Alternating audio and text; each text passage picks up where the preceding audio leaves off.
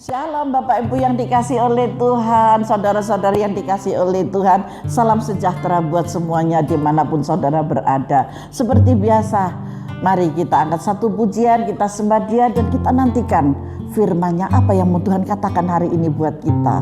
Haleluya, mari kita angkat pujian ini.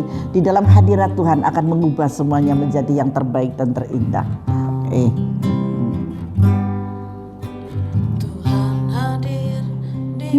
Bait kudusnya. Mari kita hadir dalam bait kudusnya. Sekalipun saudara ada di rumah, bait kudus Tuhan ada di dalam kehidupan saudara. Berdoa, bersujud, menyembah dan menikmati kehadirannya. Fokus di dalam Tuhan, maka kuasa itu akan sangat nyata dalam kehidupan saudara. Amin. Haleluya. Yang datang dengan segenap hatinya. Amin. Datanglah dengan segenap hati saudara. Apapun yang menjadi masalah persoalanmu, Tuhan ada bersamamu. Dia datang di dalam rumah setiap saudara. Haleluya. Kehadirannya, nikmatilah kehadiran Roh Kudus dalam hidupmu. Hadiran Tuhan, kehadiran Tuhan akan mengubah semuanya. Amin. Hadirat kudusmu penuhi baitmu, dan ku tersungkur yang ku nampak hanya kemuliaan-Mu. Kita hanya melihat kemuliaan Tuhan. Tinggalkan dulu masalah persoalan saudara. Kita masuk dalam bait-Nya dengan sungguh-sungguh. Kita akan memperoleh sesuatu yang luar biasa. Haleluya, saudara adalah bait kudus Tuhan. Mari buka hatimu. Mari kita sembah Dia. Mari kita memuji lebih lagi kepada-Nya.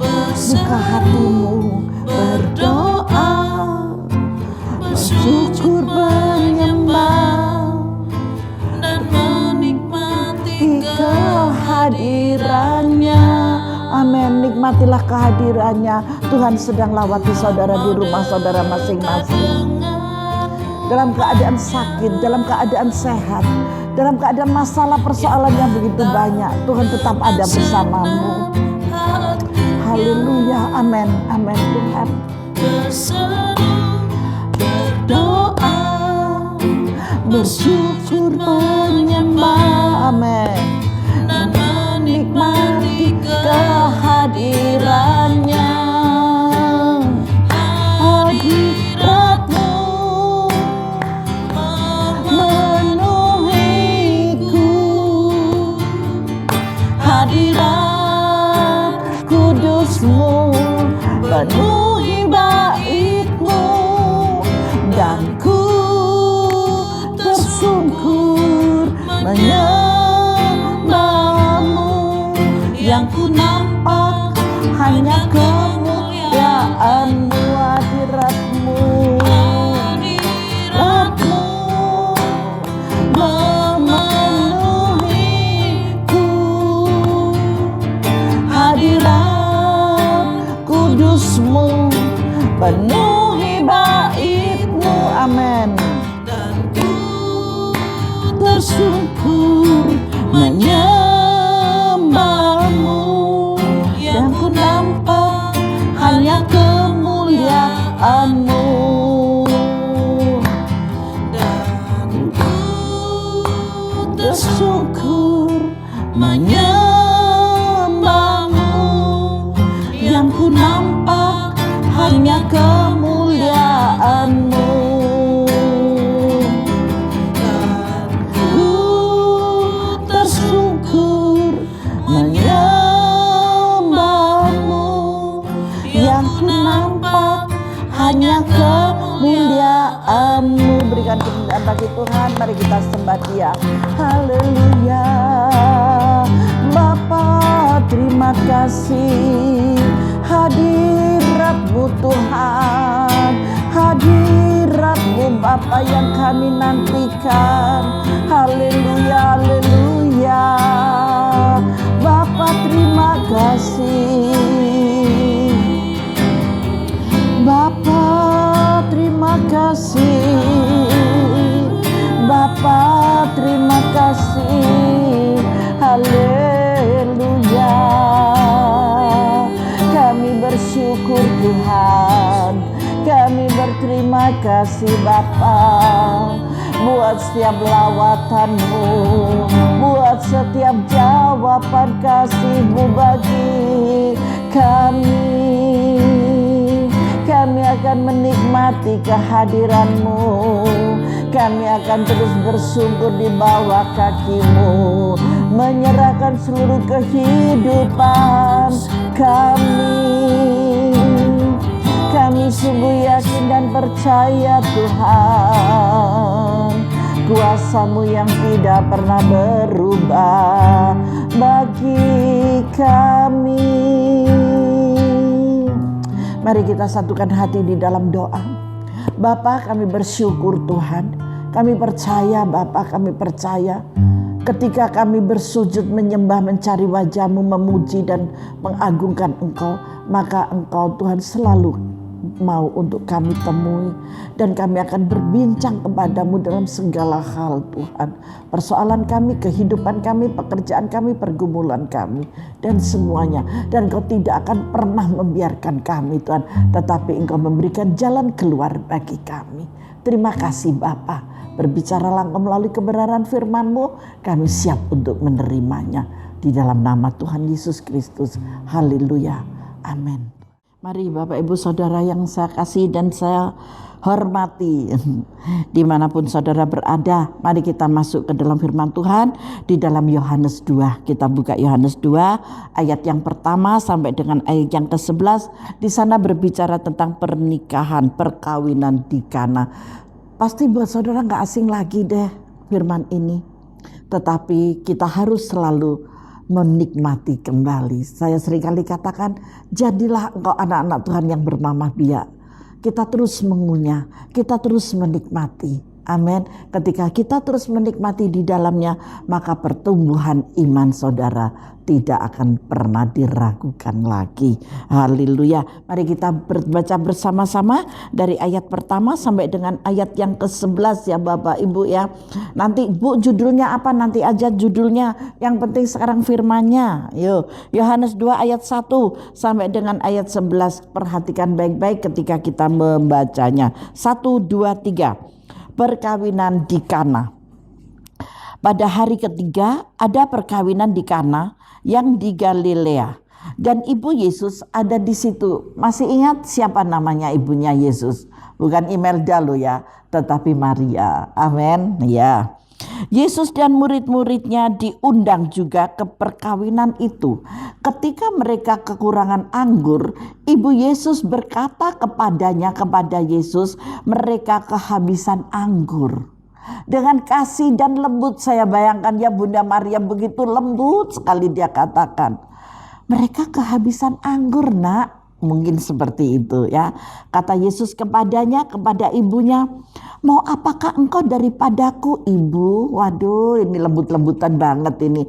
Kita bisa saling menghormati orang tua, antara orang tua dan anak, anak dan orang tua. Kita tiru ya teladan Kristus ini. Saatku belum tiba. Yesus berkata demikian kepada ibunya, saatku belum tiba. Tapi apa yang dikatakan di ayat 5? Tetapi ibu Yesus berkata kepada pelayan-pelayan. Ibu Yesus tidak berkata lagi kepada Yesus, tetapi ibu Yesus berkata kepada pelayan-pelayan. Apa yang dikatakan kepadamu buatlah itu. Jadi di warning terlebih dahulu pelayan-pelayannya. Kamu jangan sembarangan, kamu harus mengikuti apa yang dikatakan oleh anakku ini. Nah, Bapak Ibu yang dikasih oleh Tuhan, ketaatan. Ketaatan itu adalah nomor 1. Kepercayaan itu adalah nomor 1. Ketika saudara bisa dipercaya, saudara harus memberikan ketaatan. Ketika ada tugas yang harus kita emban. Kita harus tetap merendahkan hati. Sekalipun mungkin Yesus dengan pelayan-pelayannya jauh lebih tua pelayan-pelayan itu, tetapi pesan dari seorang ibu kepada pelayannya, apa yang dia katakan, lakukan itu. Dan apa yang terjadi di situ, ada 6 tempayan yang disediakan untuk pembasuhan menurut adat orang Yahudi. Masing-masing isinya 2-3 buyung. Yesus berkata kepada pelayan-pelayan itu, isi air ya, isi anggur ya, ada 3 buyung. Isilah tempayan-tempayan itu penuh dengan air. Jadi yang tadinya itu isinya anggur diganti dengan isi air. Isilah tempayan-tempayan itu penuh dengan air. Tadi sudah dipesan ya sama Bunda Maria ya, sama Ibu Yesus ini sudah dipesan sama Bu Maria itu. Isilah, ikutilah apa yang dia katakan. Dan di sini dikatakan dan mereka pun mengisinya sampai penuh, berarti taat, berarti manut, berarti mengikuti apa yang dikatakan oleh Yesus kepada pelayan-pelayan itu. Saudara mau taat dengan apa yang Tuhan katakan kepada kita? Isilah bejanamu dengan air kehidupan, yaitu dengan kebenaran firman Tuhan. Melalui apa? Melalui pengemburan taman hatimu, melalui sembah dan pujian yang kita naikkan di hadapan Bapa. Di ayat 7 dikatakan Yesus berkata kepada pelayan-pelayan itu, isilah tempayan-tempayan itu penuh dengan air. 2 kali ya dikatakan ya, 2 kali dikatakan oleh Yesus, isilah tempayan-tempayan itu penuh dengan air. Terus apa yang dikatakan, dan mereka pun mengisinya sampai penuh. Lalu kata Yesus kepada mereka, kepada pelayan-pelayan, sekarang cedoklah dan bawalah kepada pemimpin pesta. Karena pemimpin dalam sebuah pernikahan saat itu harus diincipin. Jadi semuanya itu harus dicicip sesuai atau tidak. Lalu mereka pun membawanya. Jadi taat apa yang diperintah oleh Yesus. Itu taat. Setelah pemimpin pesta itu mengecap air yang telah menjadi anggur itu, dan orang itu tidak tahu dari mana datangnya, tetapi pelayan-pelayan yang mencedok air itu mengetahuinya bahwa ia memanggil mempelai laki-laki dan berkata kepadanya, setiap orang yang menghidangkan anggur yang baik dahulu, dan sesudah orang puas minum, barulah yang kurang baik. Biasanya kan seperti itu, kalau sudah kehabisan yang tidak baik yang diberikan yang kedua. Tetapi ini tidak loh. Akan tetapi engkau menyimpan anggur yang baik sampai sekarang. Hal itu dibuat Yesus di Kana yang di Galilea sebagai yang pertama dari tanda-tandanya, dan dengan itu Yesus telah menyatakan kemuliaan Tuhan dan murid-muridnya percaya kepada Yesus. Begitu singkat namun begitu jelas ya firman Tuhan hari ini buat kita semuanya. Perhatikan di ayat yang ketiga, ketika mereka kekurangan anggur, Ibu Yesus berkata kepada Yesus, mereka kehabisan anggur. Saudara sekarang yang kehabisan sukacita, ayo datang kepada Yesus, katakan, aku kehabisan sukacita, aku mau sukacita. Tuhan sedang memulihkan keadaanmu. Amin. Nah, di dalam kisah perjamuan di Kana ini kalau saya lihat, yang menurut Yohanes disebut sebagai tempat Yesus pertama kali berkarya, bisa menjadi satu gambaran kisah kehidupan yang sebenarnya. Oleh karena itu patut untuk menjadi pelajaran yang berguna buat kita semuanya. Yang saat ini mendengarkan dalam renungan, kita sehat, kita kuat. Kita harus bercermin kepada perkawinan di Kana. yang kehabisan anggur, kehabisan sukacita, kehabisan semuanya terpadamkan, sepertinya tidak ada jalan keluar. Nah, seperti halnya yang terjadi di Kana ini, dalam kehidupan yang sebenarnya bisa juga terjadi. Masalah itu akan datang tanpa diduga. Tiba-tiba anggurnya habis, pestanya belum selesai, tamu masih banyak yang datang. Bayangkan, apa enggak dalam kebingungan yang sangat-sangat bingung. Sedangkan anggur yang ada itu anggur yang super, anggur yang nomor 1, di atas nomor 1 yang dipesan. Jadi benar-benar anggur yang murni. Ketika saudara kehilangan, kehabisan anggur yang murni, masih adakah iman percaya bahwa masih tersedia anggur yang lebih bagus dari anggur yang sudah pernah saudara nikmati? Mungkin saudara sudah mengalami mujizat demi mujizat, saudara sudah mengalami jawaban demi jawaban dalam persoalanmu. Tiba-tiba tanpa disangka-sangka masalah itu datang. Wow, ketika datang hanya ada kebingungan. Bagaimana kok bisa, kenapa Tuhan kok membiarkan hal ini terjadi? Begitu banyak masalah persoalan ya. Mulai Januari kemarin masalah persoalan begitu banyak yang genting banget gitu. Kenapa Tuhan izinkan? Padahal kita sudah berdoa, padahal kita sudah bertanya kepada Tuhan. Yang disalahkan Tuhan lagi, yang disalahkan pendoanya lagi, yang disalahkan iblisnya lagi. Cuman itu aja. Lupa bahwa kita pernah menikmati juga pernikahan, perkawinan di Kana, seperti apa yang sudah Yesus lakukan buat perjamuan di Kana, perkawinan di Kana itu. Mari kita terus belajar dari peristiwa yang ada di Kana ini. Ketika masalah itu datang dengan tiba-tiba, mereka segera meminta pertolongan kepada Tuhan, tidak meminta pertolongan kepada yang lain. Untunglah saat itu Yesus ada di sana, karena ia memang diundang. Ketika Yesus diundang, ketika orang tuanya diundang, Yesus ikut. Saudara, undanglah Yesus setiap saat dalam hidupmu. Amin. Begitu saudara bangun tidur, ucapkan terima kasih Bapa. Kami serahkan hari ini langkah kaki kami, rencana kami, semuanya ke dalam kehendak-Mu. Bukan kehendak-ku yang jadi, melainkan kehendak Bapa yang jadi. Dan saya percaya Tuhan, ketika saya menyerahkan, Engkau yang pegang kendali dalam kehidupan saya. Yesus hadir, jangan khawatir. Yesus ada di dalam engkau. Ketika Yesus ada di dalam engkau, Dia tidak jauh. Begitu engkau kehabisan anggur, langsung lapor. Yesus, lapor. Anggurku habis, sukacitaku gak ada, habis, loyo, gak kuat aku, tanganku keluh. Saya kemarin sehari tangan saya keluh, untuk ngangkat gini gak bisa. Dari kemarin sorenya sampai kemarin, puji Tuhan hari ini tangan sudah tidak keluh. Sudah bisa mengangkat karena ada firman di dalamnya. Haleluya.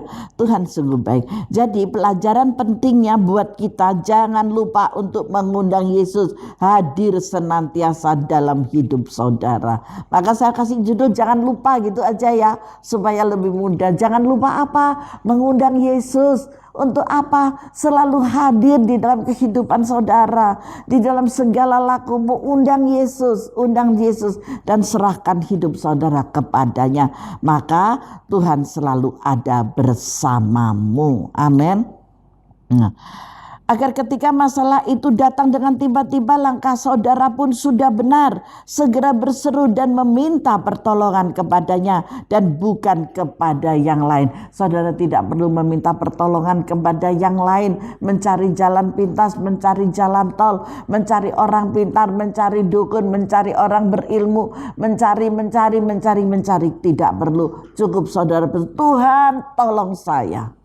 Tuhan, Kau tahu keadaan saya dalam keadaan yang terjepit Tuhan. Seperti pada saat perkawinan di Kana ini yang kehabisan anggur.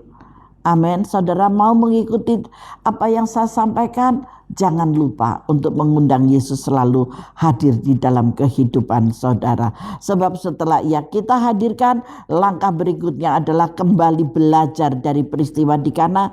Jangan lupa mendengarkan dan melakukan perkataannya. Amin. Murid-murid Yesus diberitahu oleh ibunya, apa saja yang dia katakan, buatlah itu. Mari, apa yang diperkatakan oleh firman Tuhan saat ini, dengar baik-baik dan lakukanlah itu. Tetap teguh, berdiri dengan teguh, tidak tergoyahkan, memiliki iman percaya, hati yang kuat, terus mengundang Yesus, memuji, menyembah dan memuliakan Dia. Maka Yesus yang hadir di dalam hidupmu akan selalu memperbaharui engkau.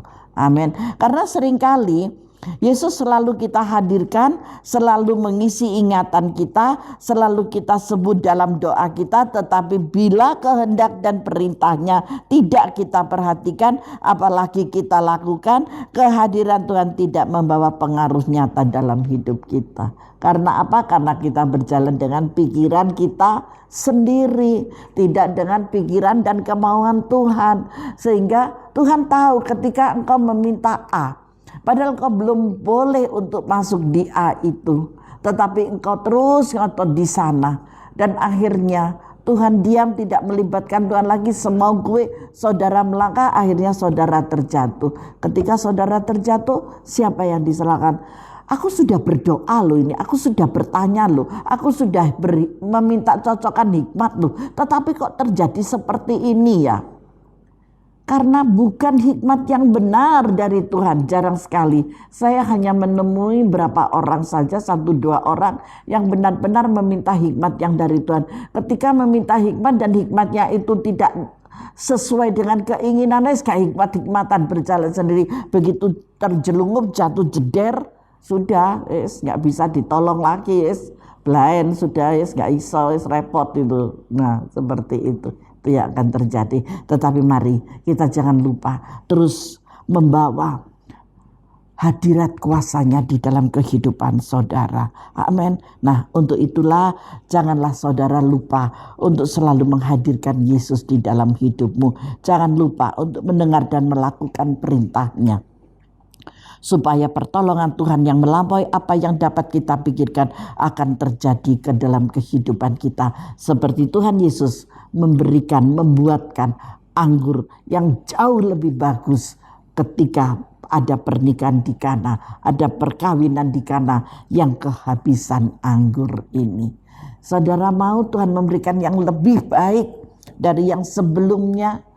Undang Yesus terus ada di dalam hidupmu. Jangan engkau mengambil jalan pintas, tetapi renungkanlah firman ini siang dan malam, dan lakukanlah apa yang diperintahkan di Lingkaria di ayat 2 dan ayat 5. Perintah inilah yang harus kita lakukan. Tetapi Ibu Yesus berkata kepada pelayan-pelayan, saat ini firman Tuhan berkata kepada saudara dan kita semua dimanapun saudara berada, apa yang dikatakan kepadamu, buatlah itu.